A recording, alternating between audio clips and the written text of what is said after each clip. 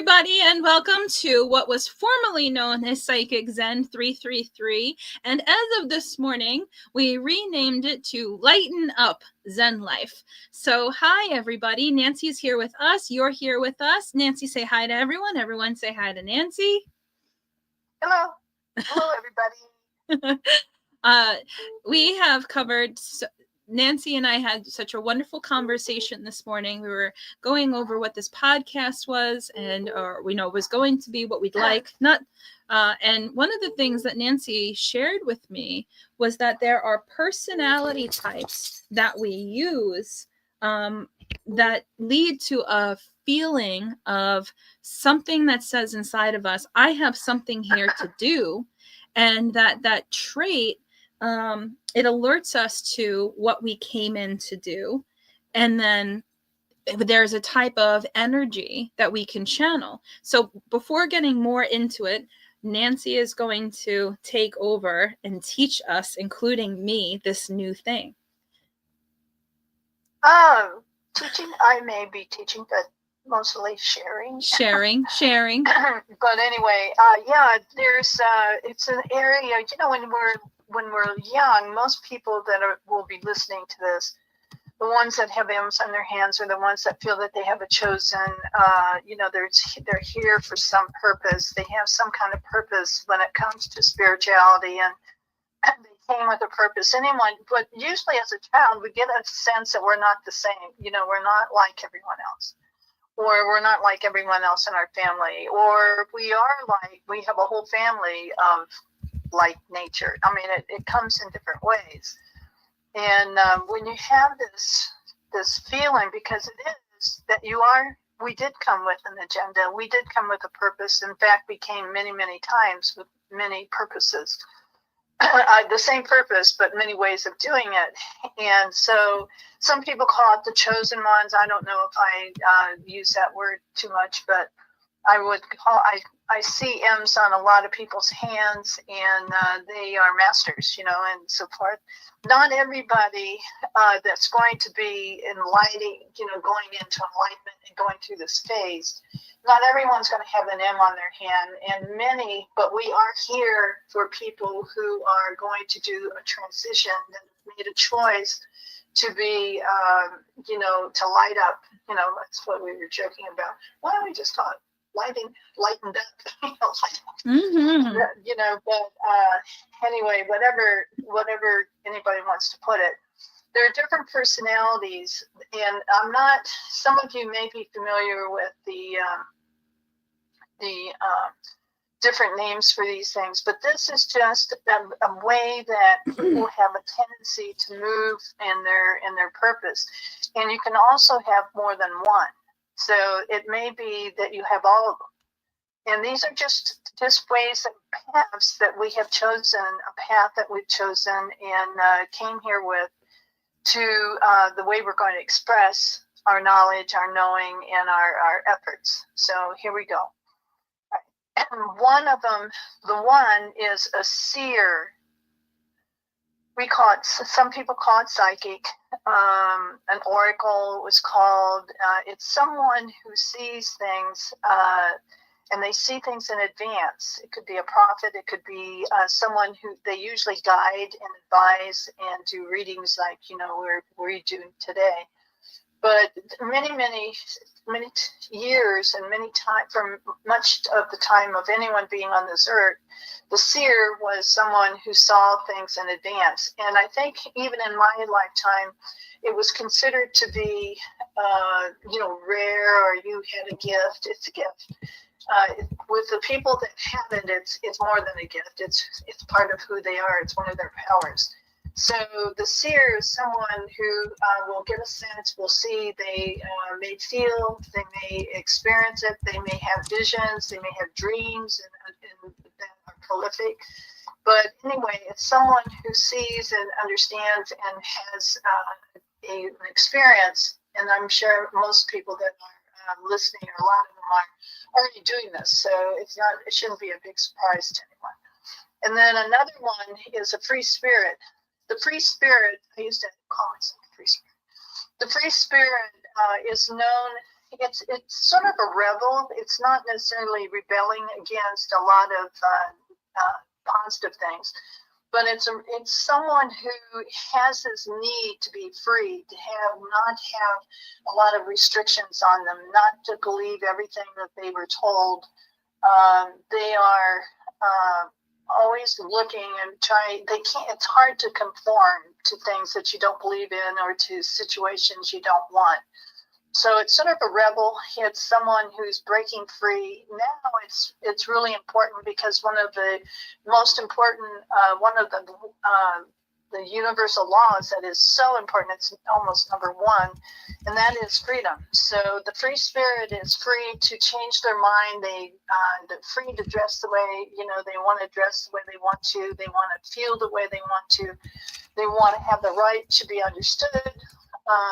And they want to be able to have different ideas or do different words or, different, they may change occupations many, many times because as soon as they get bored or as soon as they have understood something, it's time to move on. So it's someone who is a free spirit is someone just that.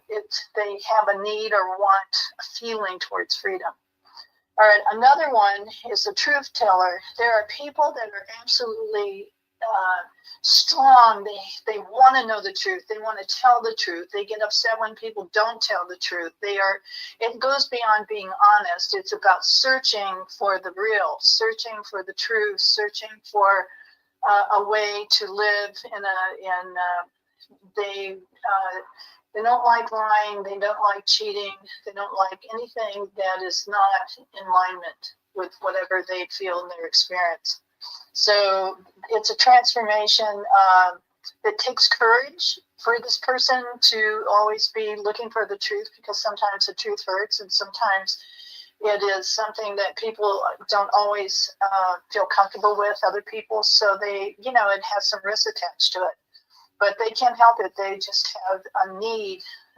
And they have a need to tell people, but we need to remind anyone who's the truth teller, we need to remind people that it could be my philosophy, it could be my idea what the truth is, but never if it's mine or theirs or absolute truth or the universal law truth, whatever the truth is to that person, they are hooked on.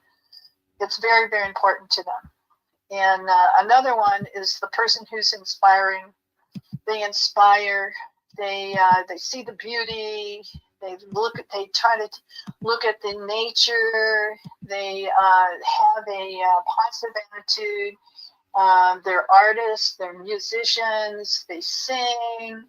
They inspire by music. They inspire by their art. They inspire by their messages, their poems and poetry, and their words and so on. So it's a person who feels that their gift is inspiration, to inspire people to maybe a happier place, or inspire people to beauty, or inspire people to go forward, or inspire people to move forward in their own spiritual space and so on. All right. Another one is confused. The confused is someone who keeps crossing roads. They are unique. They are aware. They're confused. They're still lost, and they want to know what the truth is. And they want to be confused. It's okay to be confused because I'm learning, and which it is, knowing something. But I might change my mind tomorrow. It's sort of like a space where I don't know what to do. And I'm going to just keep searching till I know what to do. I don't know what to do. They actually admit, I don't know, and which is not with everyone's way. More people have said they didn't know when they didn't know. I think we'd be in an interesting space. All right, then you have another one that's a hermit. And the hermit is just like what it implies. It's solitude, it meditates. It's someone who would rather spend their time looking inside, and looking at things and honoring things. And they cave. They prefer to have their own experience and then be part of a crowd. And the hermit feels that their own solitude is what is important. If they don't have that solitude, then it brings on a lot of stress. And then the we have the warriors. I'm sorry, the warriors. I said warriors. I meant warriors. The warriors are awaken. They're here to awaken humanity, to remind them in a stronger way, stand up and stand firm to things that they believe in and that are important to them. They may be combative sometimes, and they combat darkness. They fight for the truth. They confront, but I think most warriors know they're warriors. I think a lot of people understand that they have been a warrior, at some point in time. They fight against illusion. They want to be heard, and they will stand up and fight for what they want or for what they believe in. A healer. A lot of people think of themselves as healing. To me, healer is someone who understands balance. They can transform philosophy and life and styles in the body, and they realize the body wants to heal, and what can we do to bring peace and harmony to the body? It could be through health and healing. It could be through a transition that they care about the person's soul. They care about the person. Many times the healer will also be caretakers, and they will be wanting to do everything they can to help people on the higher level. They go beyond the third dimension. They go into the higher dimensions to solve the problem. And then the last one I'm going to mention for now is the elder, the shaman, the person who has been doing this a long time, holds a lot of keys. They're guardians. They came with their knowledge, and they're wise.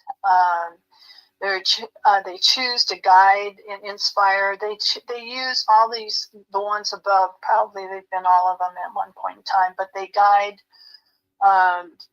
They're guiding. They're guardians of love and light and enlightenment. So those are. Any questions on those, Trish? Which ones do you think you've been, or which ones do you think you are now? I mean, as you continue to go through them, I really saw myself in a lot of them. Like, I do a lot of psychic work and get messages. I've definitely been the free spirit, like a lot. That one I think is a major one for me. I do want to tell the truth, and I am very, I want to be authentic and truthful and honest and make real connections. I love to inspire, and I do that a lot in the different types of work that I do. I feel like a younger me was definitely more confused. As I've gotten older, things have gotten clearer. But then it's funny, you could be so clear, so consistently, but then things change. And that's what we're going to talk about too. Yeah. The changes that go on. And the path that people take. Yeah, I feel like I've been all of them. So I'm inclined to say an elder because I can see myself in all these genres. I think a big part of my personality is the free spirit because I feel like source is all things, and a lot of things have a very kind of narrow outlook on them. And a big part of the work that I do with you is how to look past any kind of walls or belief systems that may have been implemented in my reality and to dismantle them so that I keep that broad-minded perspective of all that is. Yeah, I think a lot of people who are listening to you, especially the people that are attracted to you and this podcast and maybe myself too, I think they're going to have there's going to be even lifetimes where one might be dominant. Mm-hmm. Might be the way we started out and sort of dominant. And then as we go, we develop the rest of our powers, and our opportunities to come through a window, of one of these. And but I think there are people that they know. I mean, I've had clients, but I've had friends who know they were a warrior. That's the way they go towards something. Let's defeat this. Let's get this, and so on. Mm-hmm. So, or they know, well, that's not, I don't like lies. Please be honest with me. Just be upfront, So I think a lot of these different areas, you're going to find people listening, hopefully, that they're going to recognize either one or more, and many more maybe, some of these areas. And all it means is this is just my natural take on it first. It doesn't mean I'm stuck in it. Doesn't mean that's the only way I'm going to do things. Doesn't mean it can be, some of them can be positive or negative, but they're all part of the learning process. They're all part of the personality, and that we have when we're this is what I've just read and just told, what I just went over, are about people who are here to serve. I'm not talking about everyone that's on the planet that is, just learning and starting. But what I just mentioned here is just mostly the people who are serving. We come in under this umbrella of one or more of these. So just to clarify, Nancy, personality traits of individuals, personalities of those who are here for service, and they are traits, and those traits are changeable, and the trait alerts us to that we're here to do something, a feeling. It's just the way we do it. We might take the avenue of inspiration. I want to inspire. I want to do something. We may take the idea of art. Let me write poetry. Let me tell you my heart from in a poem. Of beautiful words and connections. If I teach, maybe I don't want to teach I want to teach the truth, whatever that might be. Yeah, right. And so on. I don't mean me. I'm just saying people. They might want to. Well, me too. But we watch the different things that go on in our earth, and we recognize things that other people don't recognize sometimes, or we think we do. Either way, and again, you have to be very careful with any and all these things to be in alignment, because spirit is so vast, and it got the Holy Spirit, the vastness of the wisdom and the vastness of the source is so vast. It's very difficult to pinpoint it and limit it and be accurate at the same time. So, even though we may be one of these people and one of these characteristics and so on, doesn't mean that we are superior or not superior. It doesn't mean anything. It just happens to be the way that we come in. Usually we grab one of these or more than one of these natures, the nature of things and so on. Okay. Yes. Okay? Yes. Okay. So the first, one of the stages, one of the first stages is unconsciousness, being unconscious. So we come in, now I have to say I think people are born into the consciousness that they're going to need when they're born. The children today, I just sit there and go, wow, they're like the new human. They're amazing, and every age, all of the lifetimes that I've been here, the different people that are born into different ages, different time periods, and so on, are more and more aware. They're going through different themes. There's a lot of people are, there's a tendency to profile people, and their natures seem to group together in age groups and so on and so forth. That's because if it's true, then it's because we're born into a consciousness that we came in and what we needed to learn and what we needed to do. So we would have come in with that feeling or that consciousness or that need to pinpoint it in whatever direction I just read, some different direction. And so anyway, unconsciousness is the first. The unconsciousness is that it's what we've been taught. We've gone over this a lot of times of the belief systems. It's what we've been taught. It's been our experiences. It's been our timelines. And if you want to call them past lives, it's being, we have to understand, well, we don't have to, but it would be good to understand that we have multiple dimensions going on simultaneously.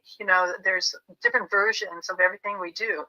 It's the same theme, but many different versions of it going on same time. So we have parallel universes going on. So unconsciousness would be one example of that. Would be I don't know, I didn't know that. I really, is that true? So it would be unconscious means what unconscious basically means is I'm more my ego than I'm the world owns me. I'm a victim. I don't mean me personally. When I say I just mean it's just what you're making the example of. And I'm just using it as an example. It's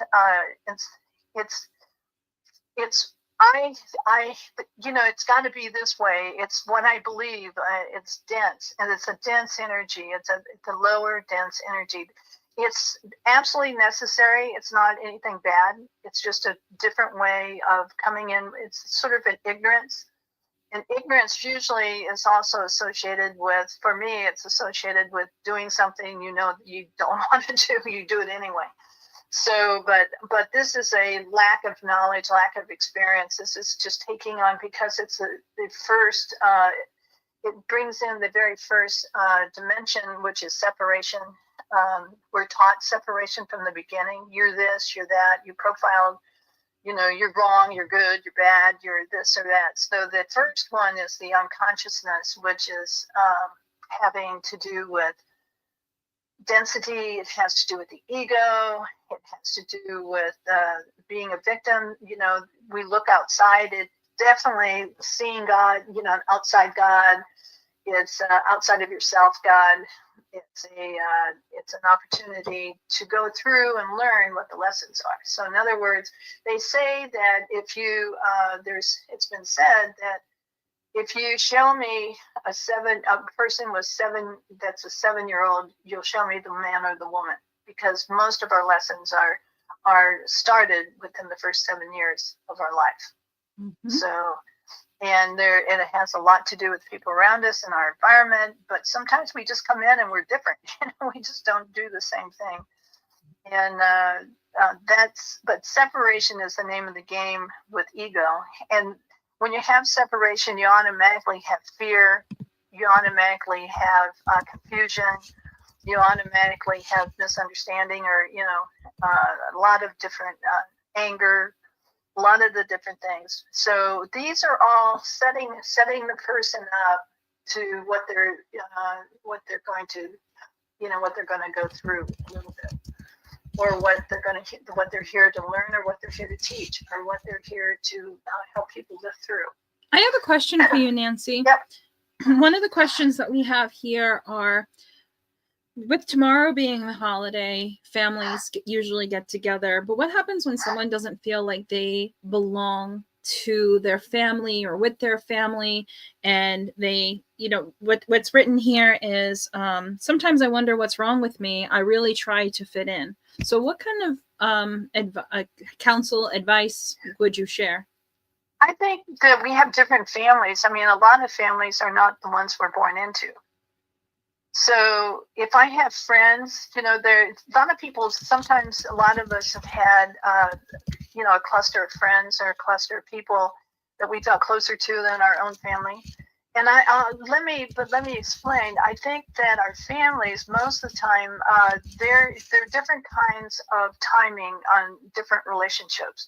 There's people you meet for one, in one encounter, you just meet them and you talk, or you have something happens and a different situation happens for, a very short time. So there's a short time relationship. Then there's a time where it has a little longer stretch.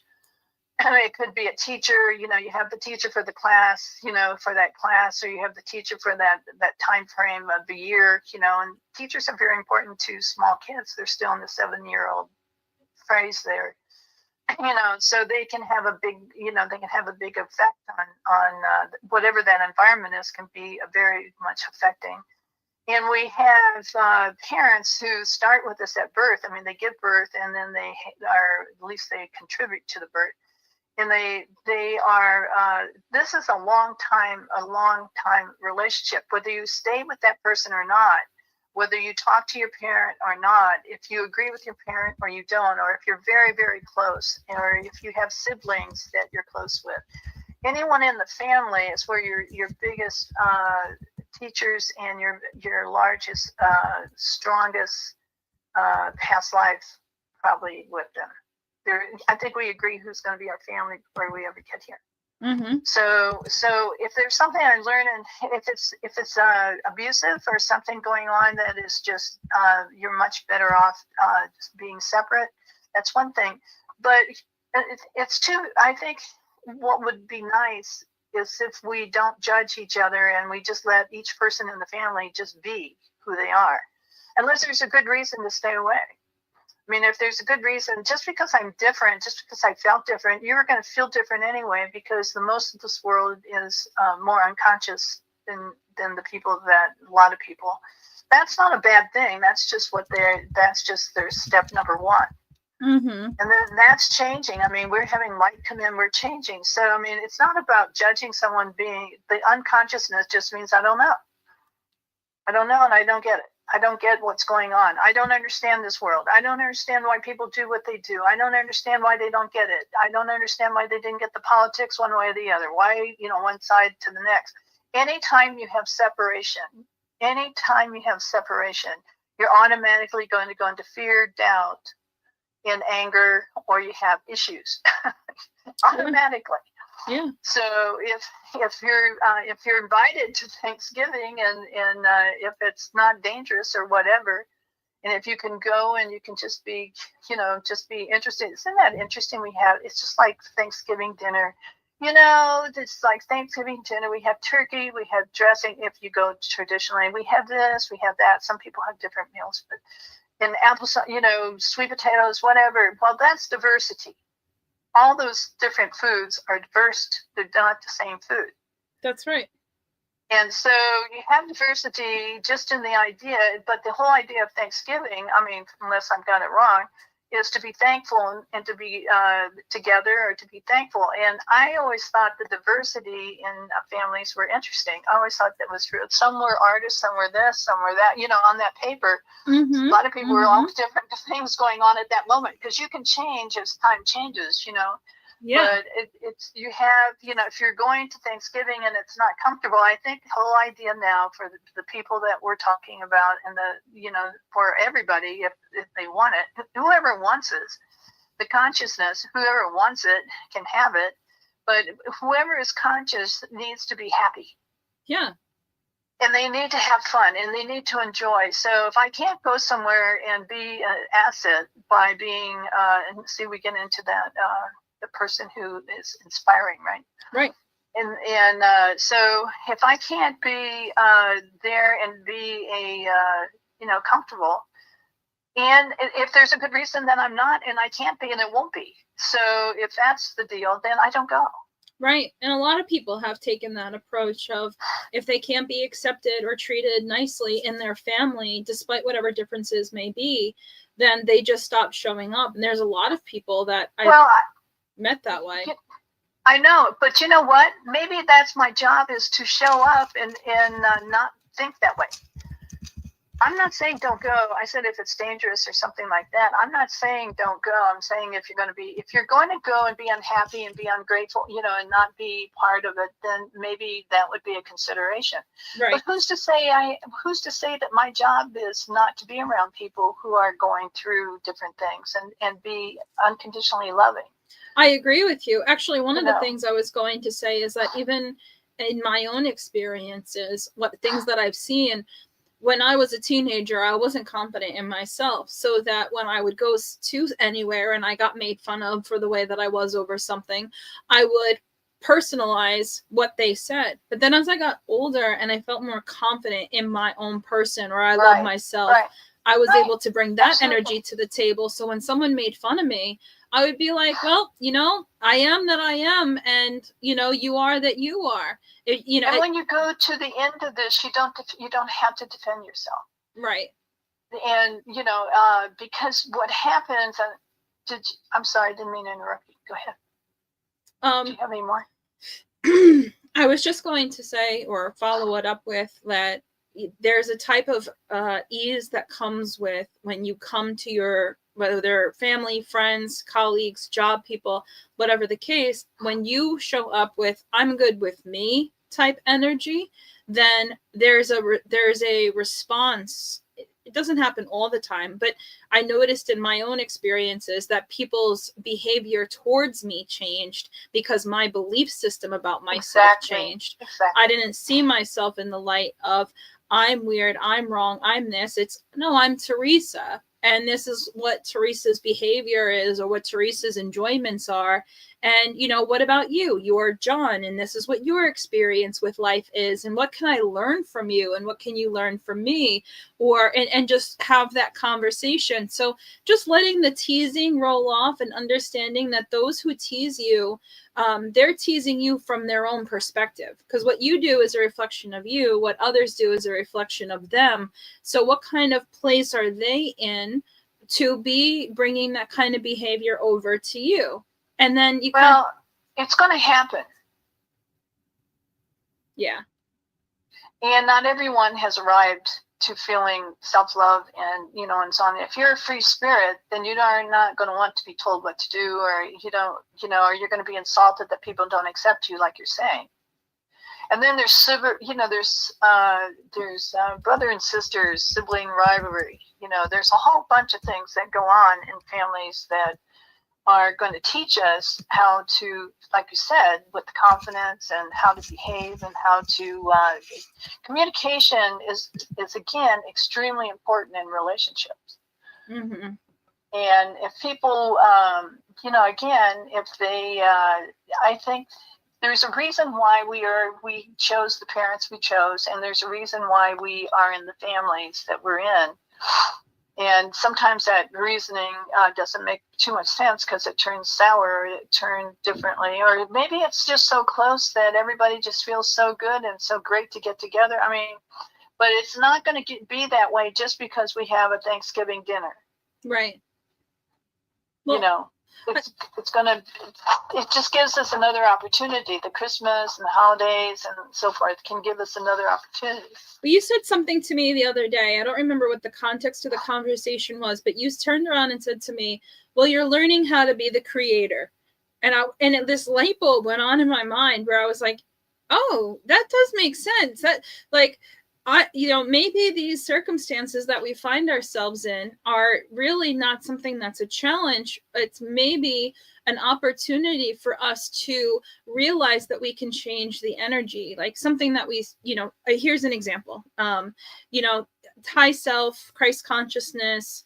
Thank you so much for having a loving day with my family, and that we all enjoy each other's company, and that today is better than ever. Or thank you for doing that which is for my best and highest good. Thank you for doing something nice for everyone in the room. Any one of these examples. But by saying that prayer and then allowing it, holding space for it to happen, instead of, and the other day too, you said, this is that was third dimension you, this is fourth dimension, or this was then you and this is now you. Hold space for the newness and opportunities, or to set an intention, bring in that light or bring in that love, and then have the new experience. And just one more thing, Nancy, my example of this would be, I had to go to the DMV to update my license because my birthday just passed. If I, and I'm talking with Nancy and friends about it, and I say to Nancy, I got to go to the DMV. She goes, well, how about you set it in your mind that the DMV that you used to go to was that one, and you're going to go to a new DMV with having a new experience. And I said, all right. So I went with my brother, and we go to the DMV. We made the appointment. And I said, oh, let me bring my back brace because, the hardwood benches used to like bother my back, or, after the accident, whatever. So I'm like, there was new seats. They had cushions. We were greeted by people nicely. Every 5 minutes, we got to a window. We were in and out in 25 minutes. We had such a pleasant experience over at the DMV. It was so nice. And what you did was you asked for a different reality. Right. See, again, there are many, many different versions of going on in this broadcast. I mean, there are many of us going, who knows what we're doing on other versions and so forth and so on. But the difference too is, like in our family, my sister just passed, and she had 4 daughters who they were best friends. I mean, they and their mom were best friends, and one of them was Jennifer, that has been around. Mm-hmm. But anyway, when you have holidays and everybody's getting together, and mom and their dad just passed earlier last year, and so on, all of us have had people that have gone on, and so things change. Everything changes, and then eventually you're just left with your siblings. Mm-hmm. Or you're left with friends. I used to have what I called what did I call it? I used to have Thanksgiving, and I used to have it. I would ask all the people that didn't have any place to go. I didn't have a big family, Right. so I would ask anyone who wanted to come that didn't have a place to go. So I mean, that day they were my family, and vice versa. Aww. There's a lot of ways. How do you handle this? You have an attitude that you're going to have fun, just like you were saying.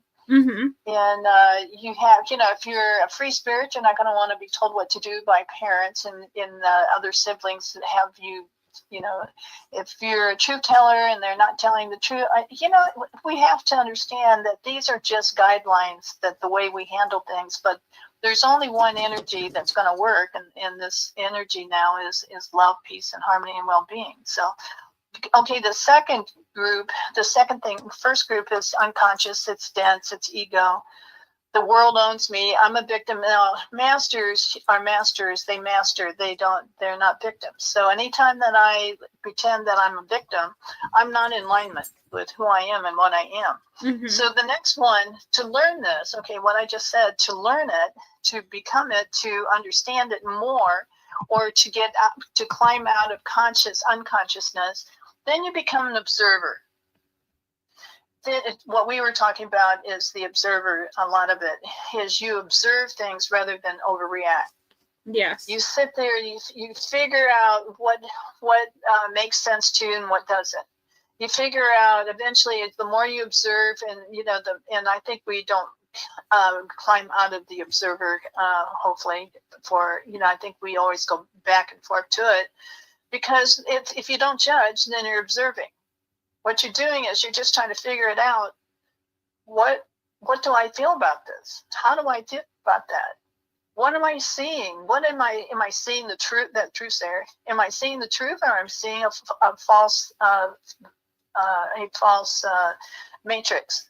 And you become the observer of others, and you become the observer of yourself. It's more important for you to become the observer of yourself than it is about observing other people.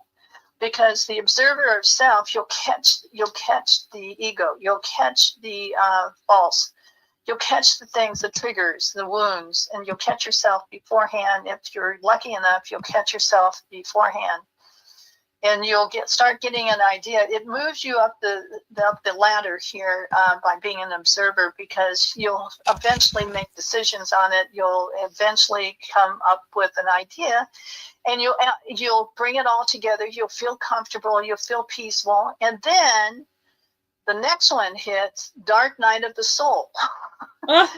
Everything you thought you knew, everything that, who you thought you were. I am this, I am that. I'm profiled. I was I was the daughter who was always good. I was the son who was the dark sheep of the family. I was this, I was that. Anytime you profiled, and everything you thought you knew gets challenged. And this is where we are big time right now. The dark night of the soul is everything falls apart. Looks like it's falling apart. It's, people become angry during the dark side of the soul. They become angry. They become grief. If someone left, you might be in grief. Well, I used to be this way, or this used to be nice. My dad used to like me. Now they don't like me, it could be the other way around. But the vibration, the dark night of the soul, is that it's to challenge what you really think. So I used to see this like climbing like an elevator in a way, or climbing, going up an escalator, and that, you find you're moving along, you're going up, and all of a sudden it stops. And then when it stops, then it's like, is it going to start? All kinds of fear, all kinds of different things happen. We have it's going to, if we continue to observe and we understand that we're observing, then we realize that something didn't work. There are things that were in my life that just wasn't working. It wasn't true. It wasn't, depending on which part of those first group that I'm dealing with, those different behaviors that I'm feeling. Okay, so you get back to, you got a decision to make to get rid of old patterns. Right. You have a decision to make where I'm going to react in fear and anger, or am I going to find a way, go to the higher levels and find a way to work this out in a solution that is a win-win for everybody. And the ego does not want this. The ego does not want to die. The ego is not going to always be happy that we come to this recognition that I don't want to do this anymore. Right. And so what happens is during the dark night of the soul, you can fall back into old patterns. Some people just get, they get angry, they get fearful, they fall back, and because the ego is really fights. It doesn't sit there and say, okay, I'll surrender without a fight. But if it did that, then you wouldn't have understood what the truth is. You would not, if you were a truthsayer, you wouldn't understand why the truth is what it is if it just surrendered it without going through this process. So this dark night of the soul is one of the most unpleasant parts of it, but it's also needed for most people. Not everybody may be coming up, but it's needed for a lot of people because they fall back because they're not sure anymore. They're confused. Anytime you have separation from yourself, and we're talking separation of self.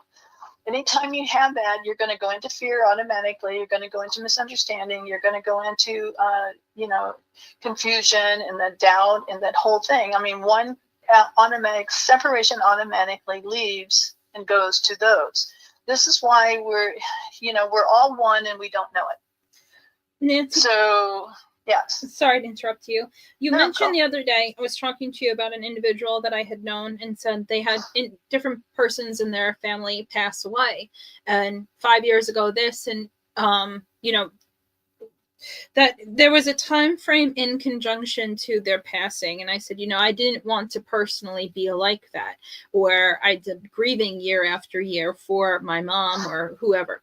So my point to bringing this up is that dark night of the soul, the holiday time, a lot of times this has to, like a good, sometimes it can trigger grief. And one of the things you said to me the other day is, how do you know that person isn't supposed to spend 5 years grieving? Like, what's the process that they're having as opposed to the process that you have, and what are they getting out of it? And even though similar things happen to people, there is a different journey built into it, a different pathway built into people's experiences. So what happens to me versus what happens to you, even if we go through the same kind of challenge in the dark night of the soul, what it's doing for me could be leading me one place and could be leading you another because of how it's interacting with us. So the reason the whole thing, Teresa, is not to judge. Right. Again, it's all about don't judge. Observe without judgment, which is, did I say it was easy? No, I'm not. And if you can observe your own behavior, if you can observe how you feel versus, the person that we were talking about, how they feel, and you don't have a judgment, mm-hmm. then you're going to have a better idea, and it's not going to be so confronting to the person who's different. And everything you learn everything you have learned is going to get challenged somewhere, right. Sometime, someplace. And then if you're a teacher and you're a master, sooner or later, and I'm sure everybody has already met this little thing, this big thing, the dark night of soul. Yeah. And so, the loss is, the answer is to let go.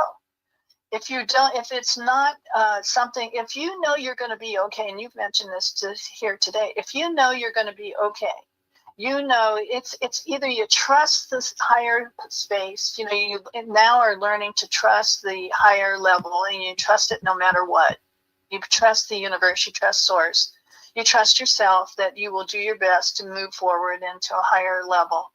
You either trust or you don't. And when you don't, that just means you've got more work in the dark night of the soul to do. It's not a bad thing. It's just hard. I agree with that. There was another thing too, a question here from one of the individuals who's watching that said, part of what stresses me out for tomorrow is that I do have a sister left, one of their parents passed away. I am with my sister and I do try to love her and be close to her, but she frequently pushes me away. So underneath it is, tomorrow I'll set my intentions. Thanks for the tool. But people do go through things like this. How would you approach that situation, Nancy? I wouldn't try. It's not my job. My job is to be who I am, to be nice, loving, caring, but I don't have to do anything. People who are angry want to be angry. People who fight are going to fight. Mm-hmm. People who are going through sadness, until they decide that they don't need the sadness. This is the dark night of the soul. They don't need the sadness any longer. What is it serving? I mean, as long as these negative things serve the person out of revenge or, their own right to be, the right to think, the right to have, as long as I choose to use these. I just went through this with a client. She was very, very upset about something that happened at work, and then she got let go, and she actually ended up quitting. They let her quit. But it was all forged up. It wasn't anything right. None of it was something that should have happened. I mean, it's something that happened. And that's the dark night of the soul. And she went through a lot of problems with that. And upset about it. And I said, how many more weeks do you want to be upset about this? How many more weeks what is it going to take for you to recognize that you just got released from some place that was abusive, that didn't appreciate you, mm-hmm. that you didn't want to be, she was there for the benefits. And they had benefit. Why now to go to something that the person, where you're appreciated and you have benefits. Yes. How much more time are you going to feel that you need to be the victim of this? And what are you going to learn from it? Are you going to learn that it's possible to be a victim? Are you going to learn that people are prejudiced? Are you going to learn, what are you learning from it? And she wanted 2 weeks. So I gave her 2 weeks. I'm joking in a way. A reminder, you got 2 more days to make up your mind. You said 2 weeks. I didn't, I used to use that technique for quit smoking or do, different things in hypnosis. But, she knew I was joking, but I wasn't in a way, because we should find out, okay, I'm being miserable. I'm making other people miserable. I'm going to go and I'm going to, sacrifice myself, and I'm going to do this and this. For what? Why? We don't have to do that in this age of the light. That's right. And bring the light in. Because that's something that you taught me, and we've learned it in a new way this year. Light bringers bring the light. And it's such a simple thing, but I mean, I say it to myself all the time when something catches me, I see somebody doing something that I normally would intervene in. I go, light bringers bring the light. Thank you, high self. And thank you to all the high selves of everyone in this room, and for doing something nice for everyone and bringing the situation into the highest good in 5th dimension and above. And I leave. And it's liberating. This person I was just talking about did surrender, which is the next one. The next step is surrendering. Surrender. Okay. Surrendering might be, this is just the way a person is right now. This is just the way they are. This is just what they do. I have the right to figure out how I'm going to handle it. Mm-hmm. Or sometimes people pass right at holidays. It's just the way it is. Right. And, surrender is when you find out that when you surrender, when she found out that it was true that she was being rescued out of a bad situation and surrendered to it, she found out there was no loss, because she had other jobs, but she also had another job that gave her exactly what she wanted. It's true. Trina is here with us, Nancy. Trina says, I know when I go into victim mode, it's almost as if sandpaper is being applied etherically, if that makes sense. It becomes very irritating. Yeah, yeah. And then Haley says, this episode is absolutely incredible. Well, you know, whenever we're being freed from having to act a certain way, free spirit. You know, I haven't. That was one of my names on things. It's free spirit. I'm a free spirit. I want to be free. I want to be free to love. I want to be free to observe and see if something works or it doesn't. Again, you know, I've said this a lot of times, and I mean it. I mean, I live by it. I don't want to do good and bad, right and wrong. That automatically leads to judgment. I want to understand if it works or it doesn't. Right. One of the big things that inspire me is when you just discussed it, and I was just saying it about this person that was one of my clients. When you find out that it works, and I just had someone else find out that something worked that they've been working on, you know, on the spiritual level. When you find out that when you follow the spiritual, you know, the laws of effect, they work. They may be the only thing on this earth that does. Right. One thing, you know, one thing but they work. Too, Nance, they say, we have someone watching and they said, I'm always the fixer in my family, trying to fix everyone and everything. Where is this? Yeah, I always want to be the fixer, and I can't be the fixer all the time, but I always try. And I just want to respond to that by saying, oftentimes when we want to be the fixer of things, it's that fixing nature is about comforting ourselves. We want to make them feel better because we're not comfortable with the whatever gobbledygook that they feel. So we try to encourage them to feel better so we can feel better and we can all be in a happy place. But that's a codependent. Yeah. So I just, wanted to ask you, Nancy, like what your input would that be as well? What would your input be on that as well? Well, I think the first thing we need to understand is every single person on this planet, no matter what, has a high self. That's right. Their high self is really in charge of whatever they're going to go through or how long they're going to go through it and so on. And families will eventually, it's codependency. Codependency is something that most of the servers got into because we came to save. The original plan was to come in and help save the human race. Now, that's not what we're here to do. So this codependency usually will be resented because we're doing for someone else what they should be doing for themselves. Mm-hmm. So if I'm going to really fix somebody, I don't fix anybody because they either decide to fix or they don't. I mean, I may be giving ideas here, but I'm not here. I'm not trying to fix anybody. I'm trying to show them or have them be inspired of their powers to do what they need to do to come to peace. Because why have one person strong, Nancy, when everybody's strong? Right, right. Or whoever can be strong can be strong. I mean, that never made sense to me. So we have, the one thing that surrender requires, okay, this is one of the most important parts. The one thing that surrender requires is you stop trying to control everything or everybody. And they're going to lean on you because you're the strong one. What they're having a problem with, the reason you have to fix them is because they don't know their own strength.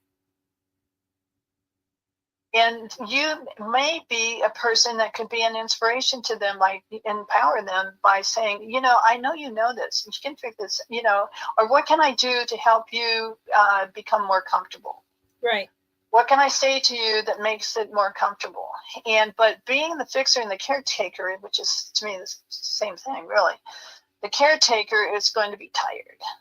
The caretaker is going to be, the energy can be sucked out of you. Now, we all have to be caretakers sometimes. I mean, like I was just caretaker for a person that was one of my best friends that was 91 years old. Yeah, you're going to do what needs to be done, but you've got to take care of yourself first. That whole thing about putting the mask on yourself first before you do. If you are going to resent doing what you're doing, then it's not a healing. Right. And if you're going to be doing too much where you become taken apart and not as strong, in your being as you need to be or should be, there is nothing gained in sacrifice. Nothing There's at all. nothing gained in guilt. There's nothing gained in all this anymore. Now, when we were in the Pisces age, we had to do a lot of this stuff. Now that we're in the Aquarian age, everything has changed. It's an age of light. Mm-hmm. So if I don't know how to handle something or someone, if I don't know how to stop being, the person who's doing the fixing, then I'm going to go to those angels. I'm going to go to the violet light, and I'm going to go to Michael. I'm going to go to whoever I go to, my high self, or everybody, anything that is able to help me. I'm going to go to some place that can show me how to handle this and have it be a win-win. I'm not going to try to control it. I'm going to ask, how do I do this? Why do I do it? I was just going to say, how do we do it? That takes me to, again, one of the most important things is everyone who's going to go to the higher levels are going to have to go to eventually to a place where you don't know. Mm-hmm. It's okay not to know. If you're in alignment with the spirit, if you're really in alignment with source, if you're really in alignment with the creator, it is so big and so enormous. It is such a large experience, and there's so much to it that you're going to keep learning. You're going to keep knowing if you're in the now. Yes. And when you don't know, it takes courage to say, I don't know on this planet. I don't know a lot of things. I just want to strengthen the ones I know. And then what I don't know, I want to ask, how do I do this? To the higher ones that do know. Go to that which knows. You just said last night, being in the now moment, that, individuals who almost like psychic ability. Well, I mean, let me get clear on it. The gist of it was that when we are in the now moment, we receive the intuitive hit because we are in the now moment and allowing ourselves to be open to receiving the information, and therefore things that we may not know previously, because we're in the now moment, we receive it. Does this make sense? Yeah. And when you know the universe has your back, when you know the universe has your back, when you know the universe has your back, when you know your universe has your back, you're going to understand that a lot of things that disappear, that, get challenged or whatever, are for your benefit. And and it's not loss, it's not about losing. It's not God's fault that people leave when they pass. There's people that get angry about that. I just had that happen with some people around. But, that is because we don't understand. Again, it's that selfish thing that you were talking about. But I'm all for solution. The reason I need to know that is I need to know that as they pass and I can feel them or I can see them, I'll know they're not gone. Right. And when I know they're not gone, that opens up a whole different dimension to me. I can set a place setting for them for Thanksgiving. That's right. I can have a glass of wine, whatever anybody, I can talk to them. I can have, we think that they're gone. Where do they go? Where is there to go? We're all one. They just vibrate faster than we do. That's all. I mean, they vibrate fast, and sometimes they don't vibrate faster. That's why we're mediums, or we pick up on it. But the surrender is to learn that when you surrender, you're not losing something. You're just getting rid of something you didn't want. The only way that anyone can really surrender is to recognize and be grateful that I just got rid. All it's doing is showing me what I don't want. And if it's the harder it shows it, and the more it comes across, and the more difficult it is, the more important it is. I just also want to point out too, as you're talking about surrender, I'm reminded about our experience together about forgiveness, Nancy, to forgive the self, and that forgiveness creates liberation for the self and for the other. And that, there was a lot of times that I would say to you, I forgave. I've totally forgiven. And you were like, yeah, you know, you're in the process of forgiving, but you haven't completely let it go, because true forgiveness is the ability to let it go and not be emotionally charged by it. And that was so revolutionary to my brain. It took a while to realize. And then it's like, wow, you know, it connects the dot over to that the ego really wants to bite into things and hold on to them for a long time. And as Nancy is describing the dark night of the soul, and then that leading into surrender, it's like, is me holding on to anger or judgment towards this person benefiting me? And is it benefiting them? You know, do I want to hold space for something new to happen for both of us? Or do I want to continue this thing? And a lot of times, sometimes these things that we hold on to, they result in us having or experiencing dis-ease that we don't need. So like, to me, I think often now, I don't want to hold emotional or intellectual concepts, beliefs, feelings, stuff, because I don't want to deal with it physically. I don't want it in my body. I don't want the match to it. I don't want more of it. Exactly. So and after you do the oneness, or the surrender, you go into oneness, which is what you're talking about.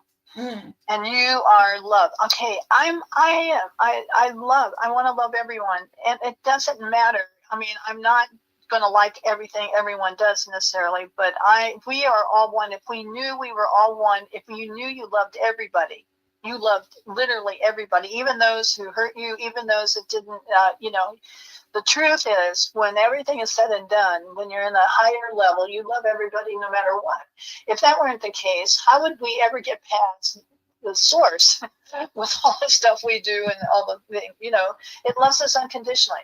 That's right. Totally. Unconditionally. And so you go through, I'm just winding up here with this, but you go through oneness where you all of a sudden you get it. You get it that it doesn't do any good to be angry, rebel, or do things to someone else out of negative.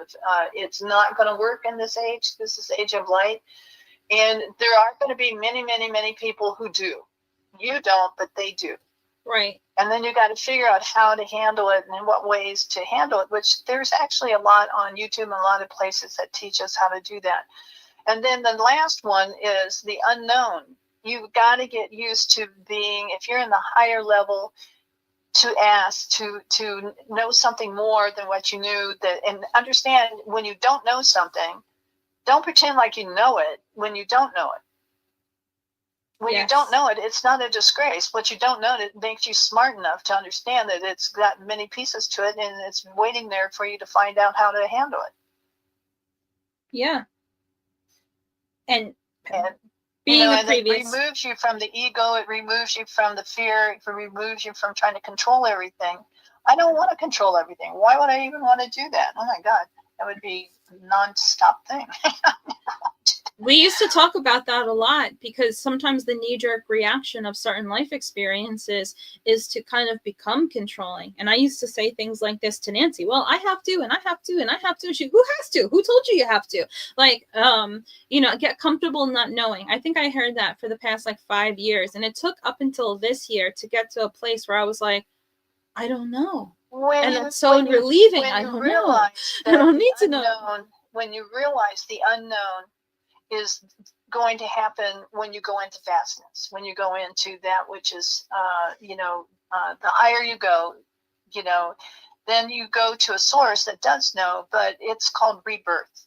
When you know that, and when you react that you're not trying to control and trying to make everything third dimension, and you're not trying to do it from the ego point of view, and you're not trying to, you want unity, you're not trying to, cash out somebody, you're trying to bring the higher levels are unity. It's a win-win for everybody.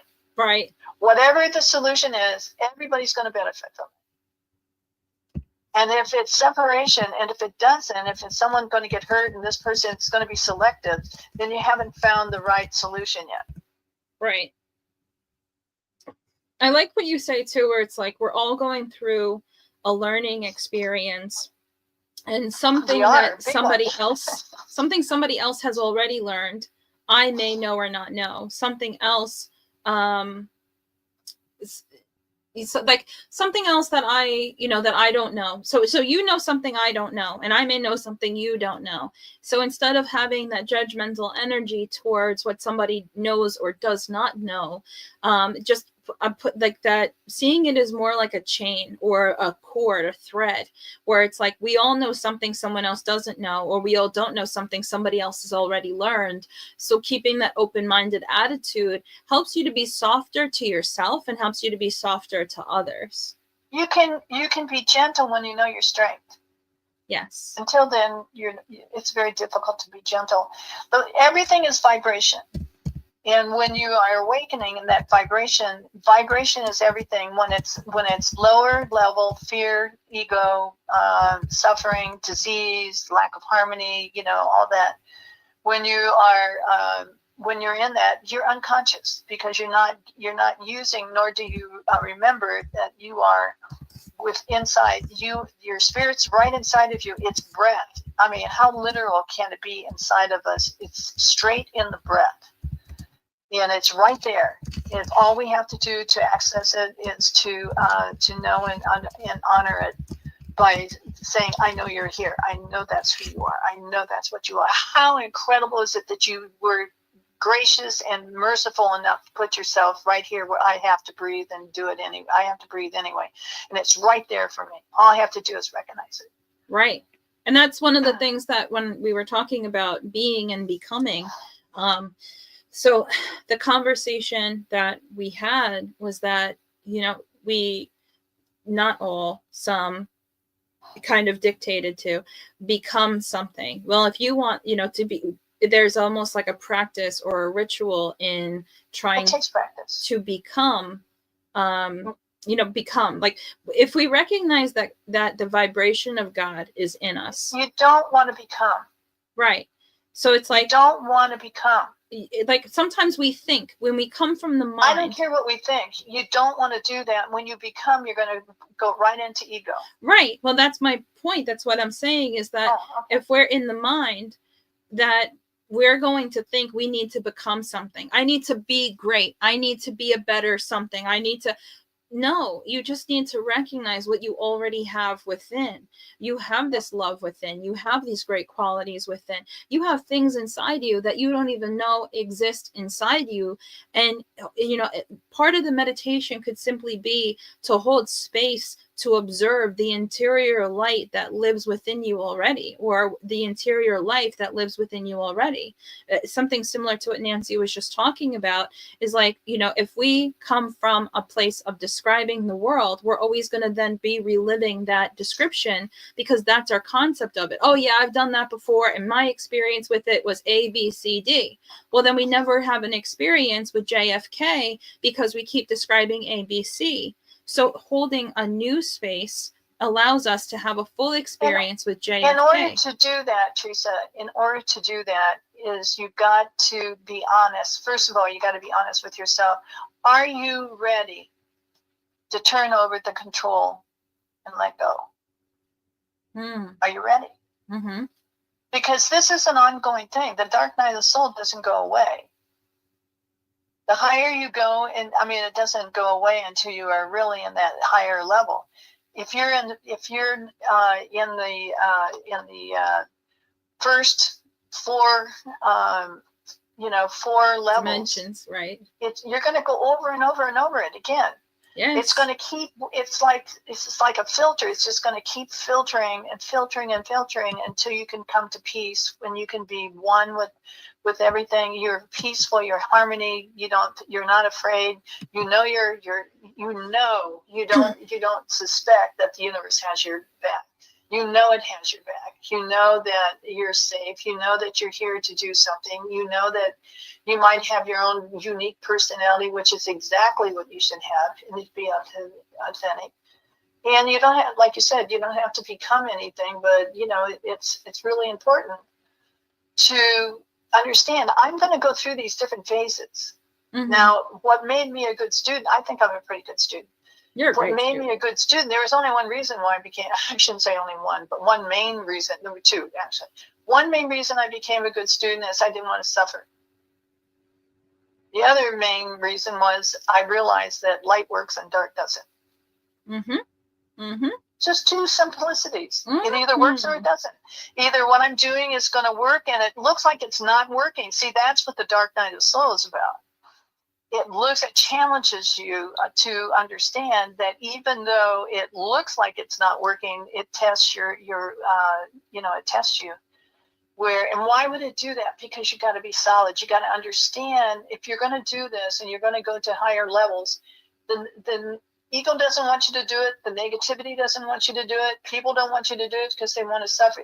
A lot of people don't want to be free. They don't want to be free because they don't want to take responsibility of what freedom means. Yeah, and a lot of people don't want to be happy. They're so addicted to not being happy and getting the attention. But what they're doing is they're feeding the negative. They're actually feeding the negative spirits. They're feeding. There's going to be a time where the negativity is going to lose power, and they are not going to be able to make their own energy, and they're going to want souls to feed them. Mm-hmm. I know that's a scary thought in what I just said, and please don't take that for granted. I'm just telling you what I think, and that is why I don't want to feed them. I don't want to. I used to joke with you guys and said, "Did you make a dessert? Did you make a dinner?" I made excellent pastries. I was the most biggest buffet table. So, but we aren't. And we are not. I mean, yes. we came from it. All we have to do is come back to it. If I'm ready to let go of harboring, like when this person I was talking about earlier, when she was ready, she just did it recently. When she was ready, that's why she said 2 weeks. When she was ready to not suffer anymore, then she didn't. Right. Yeah, and that's another thing. What was the difference between the 2 weeks? Her decision. Right. There was it wasn't my decision. It was her decision. That's the other thing too about being able to hold space, is that we're all these evolving individuals. So like your woman that you were speaking with or speaking of, it took 2 weeks for her to come to terms with the decision that she was making. And independently, we all have things that we're coming to terms with. And, this woman I'm speaking of saves lives every day. Literally. Every day. She may see 30 patients a day. That's awesome. It's a big responsibility, but it's really powerful. And that's why she's going through this, is so that she can, so she can be clear and free and do what she does. She does it every single day. Mm-hmm. It's like but what she's doing with it every single day is going through the pain and the suffering of loss and being judged and racial things and all kinds of stuff. Well, that's a part of the dark night of the soul. She does all these wonderful things. The ego doesn't, the dark doesn't want her doing that. Right. And the reason that when people step out to be, we came from the higher levels, but when humanity steps out, and they're going to be beautiful, they're going to do an incredible job, because we did an incredible job with them too. I mean, we're doing an incredible job too. But everybody wins. It's a win-win. Mm-hmm. When she has the ability to help people, and she's, there's many, many, many people out here in this listening group. They do the same thing. They save lives, and they've saved lives through the Pisces age. They saved lives through this age. Many, many, many. What does it mean to save a life? It's not how long the person's here. In this case, it sort of is. But it's not how long the person's here. It's about life is God. Life is peace. Life is harmony. Life is love. Death is the lack of love, fear, anger. Mm-hmm. There's one point I wanted to make. There was someone I spoke to that changed my perception a great deal. We were having a conversation, and I was offering some advice, and he said, it may benefit you to know that I am a grown man who has the similar or the same or my own awareness, and I'm a sovereign being. And rather than you tell me, find the silver lining or everything's going to be okay, if I'm in a anger space, I don't want you to tell me that it's going to be okay. Of course not. Angry people want to be angry. Right. So, or they don't. One or the other. It's either or. Yeah. And he's like, I just want you to know that just like you've cultivated a process to go through, I have cultivated a process to go to too. I wouldn't arrive to anger if I didn't have a valid reason for my anger, the same way you have a valid. And it may be helpful to you when someone says to you, Teresa, put it in perspective, calm down. Like you have a teacher or you have friends. You don't actually want to be mad. And I think I went through that with you just recently. You did. Doing just that. You did, about like how we communicate in situations. And that's the reason actually why I'm sharing it. And because it's your experience, you know, you came from the Christ energy. Mm-hmm. And this person probably did too, but we don't, again, you don't know what everyone signed up for. Right. Well, the thing is like communication. That's why judging should never be involved in what we do here. Right. It reminded me of the communication conversations, because I don't always realize if I have an authoritative way of speaking or a coming across elitist in some way. But like, it's my passion, and I say this to Nancy a lot. I have this passion about how much learning about source has changed my life, how much learning about love, how much I love people. And like at this point in my life, because it's every aspect of everywhere I look, source is everything to me. Asking, praying, bringing in that higher power to every situation, it has become a knee-jerk reaction no matter what situation I find myself in. I'm difficult. And then eventually, Teresa, it's going to be automatic. Right. Wait, can you break that down a little clearer? Well, right now, consciously, you're trying to be aware and you're trying to do everything, and you're doing a broadcast, you're doing this and that and so on. But eventually, when you get to the place where everything is, you become aware, you don't judge anything, it becomes simplistic that you love everything, you automatically love everything no matter what. Mm-hmm. When you get to this place, it's not complicated anymore. It's not work. It's automatic. Oh, yeah. I agree with that, because that's happened a lot in things that we worked on. When you do too much thinking. The thinking is a distraction. Yes, well, that's why I stop you sometimes. But when you do too much thinking, it's like turning on the news. That's right. And you're the news, let's say you decide to turn off, how do you stop thinking, and analyzing, your heart is open. Your heart wants to love everybody. And you do the work that you come through and you do the stuff that makes that happen. And there are people who are ready to do that. And then there are people that are not quite ready. But that's why Earth is being given a lot of energy. It's coming in from solar flares. It's coming in from all different places. It's coming in from other beings. Because it takes a family of light to help and to demonstrate. I think the help to me is about demonstrating to what it is.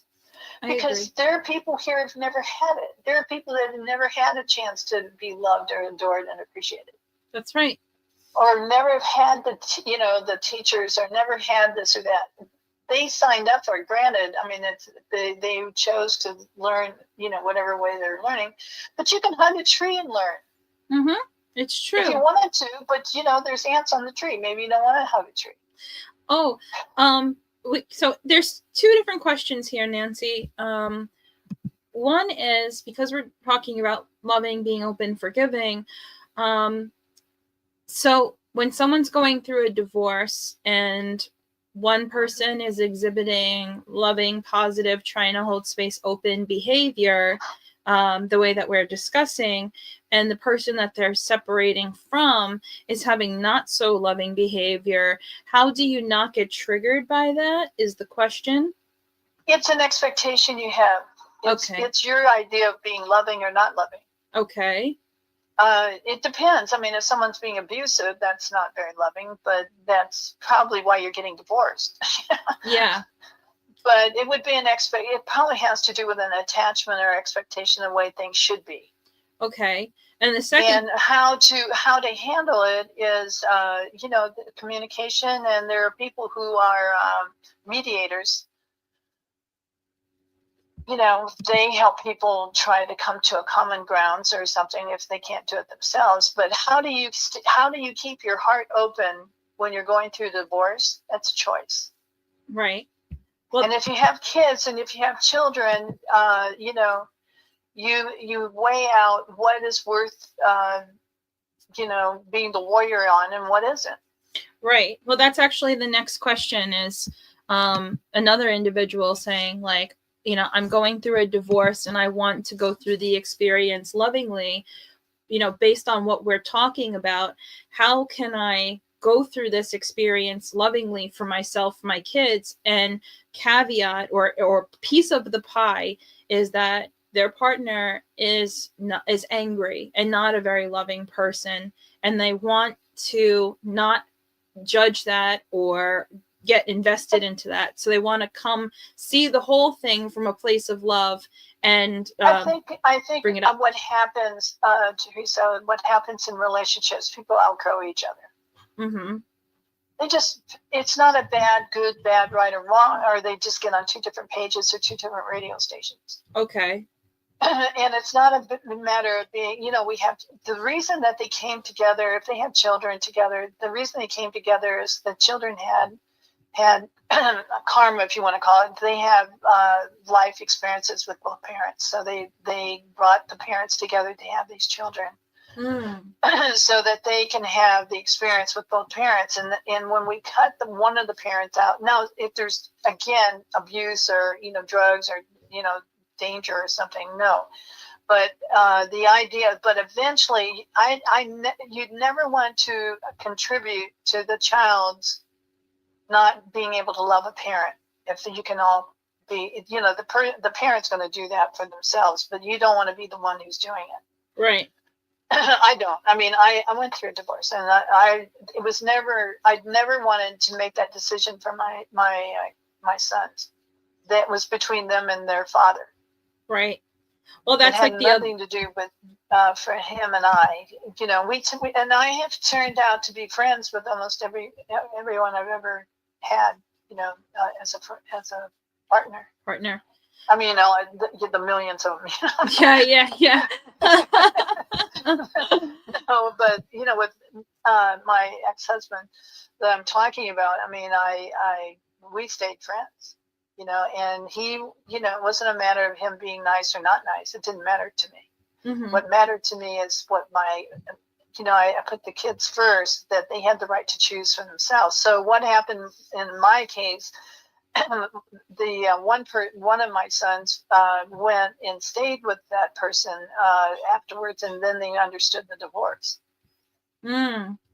There's some people who are watching, and they're because there's a little bit of chatting going on over on the Instagram side of things, and it's like what happens with children? What happens when you're getting divorced and you want to do what's best for your child, and you have a partner that you're not sure is going to do the best by your child, or you don't want to get involved in the soul part, or you want to handle everything from a light creator spectrum. Sometimes you can't do that. I mean, sometimes it's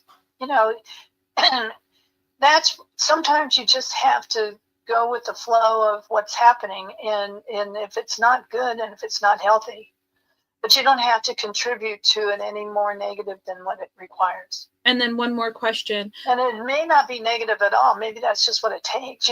There's things that are discipline, like discipline, and not everything is okay. Right. Well, and if the children, as long as the children gets loved and have love, and if the child is being rejected, then you are the one who continues the love. And eventually it can work its way out. You can do prayers to have it work out, for the child. I believe in using higher powers for these kinds of things. Right. And my last question, and well, actually now I have two.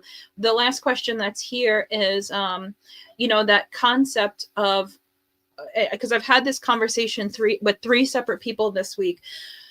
I'm a mother, and it's my job to protect my child and do the best for the child. And my response is absolutely 100%. But then your child is also a master or a soul in a child's body. So where's the balance in that? Like, you're like being a mother and seeing your child as the master, not just your child, but also understanding your role as a mother. There's a mother and a father. So, it takes understanding two sides, and it's not just one-sided usually. Mm-hmm. So again, protecting a mother, there's nothing like a mother's protection. I mean, the mother, it's joked about, the mother that will do any and all things to protect its child. And you see animals doing that. Mm-hmm. I don't mean that people are animals. I'm just saying that even animals know to do that. Right. But there are also men that protect their children too, and from the mothers. So I think again it takes individual understanding to look at it and try to find the solution. And you don't have to do that all by yourself, because that's a lot mm-hmm. to do. These things are not easy. They're hard. They're difficult things. That dark night of the soul is not a breeze. Right. And and it's confusing, and it's this and it's that. But if I hold on to what I don't know how to do, which is what they're asking, which is beautiful. I don't know the circumstances, but the child, what the child needs the most is love. Right. And I guess mentoring and teaching them. But when you teach them, again, if you take a 7-year-old, then you'll see the adult, the way things are here. And then my last question. Sorry. Sorry. Do you understand what I mean by that? Because we get our biggest lessons in the first 7 years of our life. Yes. Okay. A prayer that you would recommend for talking to the higher realms, for clarity or for love or for things to go well in between difficult relationships. Because even prior to this concept of child parent divorce situation, we were also talking about Thanksgiving. And some of us have great relationships with relatives and some of us not so much. So is there some kind of a words that you'd recommend to use to pray? I learned a prayer a long time ago that I have told a lot of people, and it has worked miracles in different cases. I believe in talking about there's so many prayers, and I'm really good at channeling prayers when I do it individually. I don't know if I do it over the line, just out of courtesy to people, but anyway, one of the prayers that's really easy to say, please God, let something really, really nice happen here. And that can be when everything's going right and when it's not. Right. Let something really nice happen. Or, dear God, please let the highest level possible happen here. Please let the highest good happen. If you want to get God's attention in adversity, ask for something nice to happen. Right. And that's the other thing you've taught me too, is like, where is the energy that we are praying from? Not just the energy of praying, but are we in fear in praying? Are we in confidence in praying? Are we neutral and surrendering in prayer? Well, it can be any of all those. I mean, I don't think it matters. It matters more in your choice of whether you want peace and harmony, or if you want to go to truth, or do you want to go to light? Do you want to go to, if you're in an angry situation and you're praying for, take out this, everything has to do with choice. Between every dark thing there is, any problem there is, any negative there is. If you think of it like one hand versus, there's another hand right beside it that has the answer. The answer is already in the universe. Your answer for every problem you've ever experienced, whatever you recognize, whatever you observe, is right beside each other. The answer is beside, and the problem is one side, and the answer is there. And it just depends on my choice and my open heart. If I have a closed heart and I think I need, I think I'm doing the right thing, and I think I'm taking care of this, and I think I'm coming from the right angle, but I'm really biased a little bit. I'm still a little angry, and I'm still a little confused, and I'm still a little this. Ask for your clarity. Ask for what you need in order to make the prayer work. Because the higher levels aren't going to do anything negative to anybody. Right, right. And isn't it, just for clarification, Nance, if we're praying from a place, so, high fourth, fifth dimension doesn't recognize negativity because everything in those dimensions is positive. Right. So the clarity is, if we are praying from a place of like fear, or we are acknowledging things that are negative, are we being heard the same way as when we are praying and saying, hey, I trust you guys to do something good here for us. Let me just hold space for that. If you go to the fourth dimension, mm-hmm. the high fourth dimension, not right. the lower, the high fourth dimension, those are where the masters and the teachers, and that's where most people pray to. Right. If they're going to pray about a problem and they're going to mention the problem, then you want to go to the angels that will help you. They're positive, but they can see the negativity. If you want just solution oriented, if you want the Buddhas that have their hands over their eyes, their ears, and their mouth, they don't say anything bad. If you're going to go to the higher level, the reason that the fifth dimension and higher is so amazing is because it's unlimited. Right. It's a whole ocean of unlimited, wonderful possibilities. Right. And people, again, a lot of people want to work it out themselves so they can learn. So again, for me, it's not about right or wrong, good or bad, or whatever anyone's doing. To me, it's more about, does this work or doesn't it? Right. Right. For the person, so the higher level, if I want solutions and I only want solutions, and I want the higher levels where everybody wins and unity it takes place, then I'm going to need to go to a higher level. And if I just want relief to get over my attitude or get past this, I might pray to Michael, who does a wonderful job in protection. I know of many beings that are high level, and they do beautiful things. I don't think it matters as long as you have a choice to improve, so you don't suffer. But if you want to suffer, if somebody wants to be angry, be angry. Just don't hurt people. Well, isn't the action of being angry? Anything that happens to you, anyone who does anything to you, it's because it's all about you. Right. Or anything you do when somebody does something angry, mean to you, you want to do it back and so on. The only person that's involved in this is you. Right.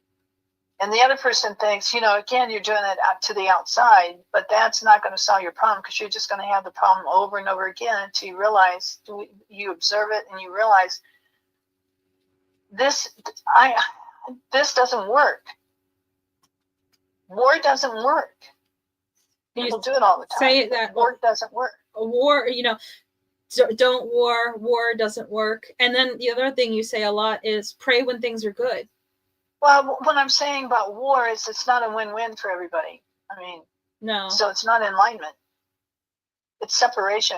There's something that's done. I'm not saying people should or shouldn't do it to learn. I'm not saying that, I'm not saying anything but peace is inside each individual. People want world peace, but until people are peaceful within themselves, it's going to be pretty hard to have world peace. Agreed. Actually, what is your stance on world peace? Because a lot of people say world peace is not possible in our lifetime. How do you feel about it? I don't know how they would know that. I love you. What they're doing is going through what they're seeing now, which is, it's not. I believe that what would it take to get everyone at peace and harmony and well-being? It can be done in a blink of an eye. I agree. If it weren't a journey, if it weren't for learning, if it weren't a school, if it weren't something that people are here to learn and to understand why things are in the higher level and so on.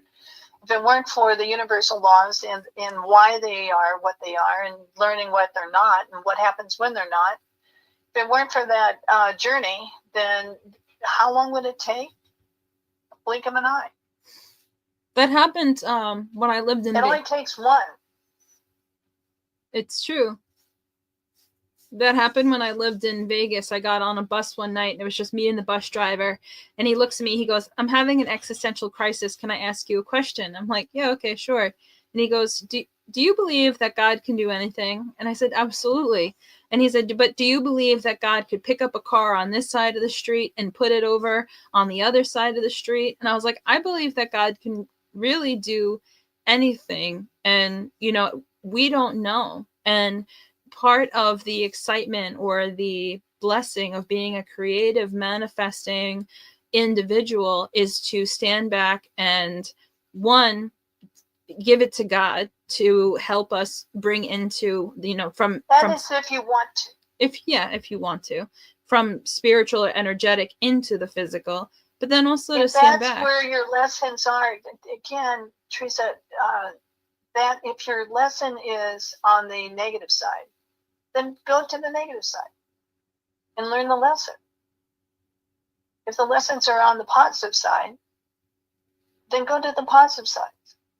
The difference is knowing. The other side is believing. Can you clarify that, what you just said? Well, the believing part of it is, I think this is the right thing. I'm going to do this, and I think this, I think that, and so on. You either know or you don't. Oh, I see. Okay. So, people, most people are on the believing side. A lot of people are on the believing side. Yeah, I understand. And that comes from their experiences, comes from what they were taught, that comes from a lot of, stuff. It comes from a computer program, a matrix perhaps. It comes from a lot of different things. But it's not going to be the thing that brings peace to the world. Right. Because there's going to be greed, there's going to be misunderstanding, there's going to be anger, there's going to be separation, there's going to be a lot of things. The lower levels are what they are. They just are. Right. And they're there to teach us what is not. And then there's what is. So the what is not is more prevalent than, because we're watching, because our senses are taking us outside of ourselves. We're watching outside instead of inside. If you knew every person that had an open heart and beautiful heart, you would see that the odds are not so far away. Yeah. Yeah. But what we see are the ones that aren't. Aw. I feel, well, if you hold, in my experience, if you hold the knowing that love is true, that love is real, love is the answer, that peace is possible, that peace starts with me, good things start with me, then you go out into the world and say, I say a lot, I meet so many nice people, strangers, people who come to the classes, podcasts, people I meet at shows. I am in a, stream of meeting kind people. But my idea about that is that I am a magnet, and what I hold space for is what I'm going to be on the receiving end of. So I just go, well, I meet so many nice people. I meet so many great people. There's not anything wrong with people being on the other side of this fence. That's true, and that's something big that you it's not of right or wrong. It's not wrong. It just depends on where they want to be. And if they're going to learn whatever they're going to learn, they're going to learn. Or they're going to make a decision or whatever. It doesn't have anything to do with right or wrong. It has to do with, what do I want? Val is asking you, earlier timelines were mentioned. Do we ever cross our current timelines or come back to the original? Yeah, all the time. You do it all the time. So every time you have a major change, you've just crossed something. Okay. So major changes. I think you do it all the time. Right. You do it often anyway. Yeah. Okay. So. Yep, and you can program it too. That's quantum jumping. There you are. Okay. Well, this was another wonderful episode that we got to enjoy together. And I don't want to sound like we're Pollyanna, me, that we're Pollyanna, and then, there's, I'm totally it's Pollyanna. all easy and la la, I prefer la la over not, personally, but that's my La la. preference. I used to be called la la. It doesn't matter. I'd rather, if I would, as I told a person who's close to me, I told him, I said, I would rather make my mistakes on the loving side than make it on the other side. That's just me. Because I feel bad when I do it, but if I hurt somebody, I suffer. Right. Because you love. Yeah, I mean, I don't like being mean. It doesn't bring any joy to me. I agree. Do we have? But I had to come to this. I'm sure there were times where my lifetimes where I was mean. I'm sure that wasn't just always la la. They called you la la the terrible? No. That's a good question. I'll have to go look at that. Do we have? Because it's an illusion. See, the reason I can joke about it is because it's an illusion. It's not real. Anything is not real, but here it's real. So, and what I learned from it is real. But,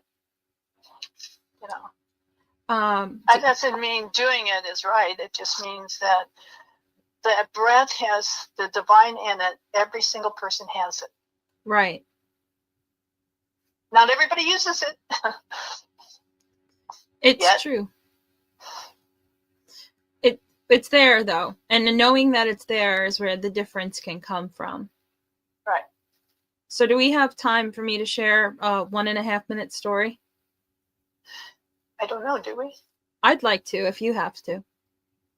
Am I involved? No, you can go if you'd like. Well, I want to hear your story. Okay, cool. So I was walking Lucy earlier and this story came to mind. So I was thinking about this impactful moment. So my mom used to be a PTA mom and make all these cupcakes and always giving and loving, and the holidays would come and she would just outpour with creativity and excitement and love. And one time we went to somewhere else and my mom, we walked around, we got cake mix, we did stuff. It was for Easter. And we went to this kitchen and we were baking cupcakes, and there was a girl. She was about 19 years old, and she is engraved in my mind. Her name was April, and she had a big scar on her face, and she had not had such a great life. And she was watching from the kitchen. She was watching from the doorway of the kitchen what we were doing with these cupcakes. And my mom looked up at her and saw her, and she said, you never did this before. And she said, no, ma'am. She goes, well, why don't you come do this with us now and come bake cupcakes? And the girl cried and she hugged my mom, and we all baked these cupcakes together and decorated them. And she was saying how her mom was never around to do this with her and what it meant to her. And that is such a simple thing, but such a big thing in my life about the difference that we can make in each other's lives by simple things. And that lesson stays stuck in my heart. That wasn't a simple thing. That was compassion and empathy and compassion. And I wouldn't call that a little thing. It wasn't a little thing. You had an Egyptian mom, and that's a wonderful thing. It just sticks out. I like your story. Thank you.